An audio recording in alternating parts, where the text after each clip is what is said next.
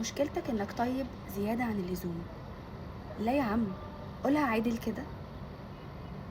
انت عبيط، ما تتكسفش، قولها. لا، ما ينفعش تقول على نفسك كده. ليه ما اقولش؟ ما هو الواقع بيقول كده. للأسف الطيبة دلوقتي بقت سذاجة في عيون الناس. بص كده حواليك، اكتر حد بيتظلم وبيتاكل حقه هو الطيب. ومش بس كده، وبتخان كمان. الطيب في الزمن ده مش بتعمل له حساب، وللأسف برضو الناس بتيجي عليه طول الوقت. ولو اتظلم الناس تقولك سيبه، هو هيتراضى لوحده او هيتراضى بكلمتين، اصله طيب. عارفين، الطيبة دي احلى واحسن شيء في الدنيا.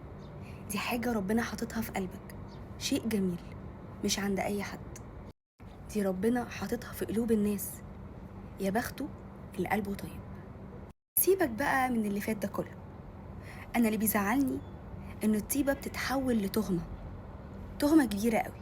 اكتر ناس كانت بتوجعنا هي اكتر ناس كانت طيبتنا ليهم. عارفين ايه اللي بيوجع اكتر؟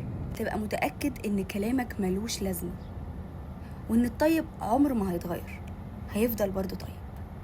وللأسف الناس مش هتعرف قيمته إلا بعد فوات الأوان. برضه خليك طيب، الطيبة ميزة حلوة قوي ربنا حاططها في قلبك.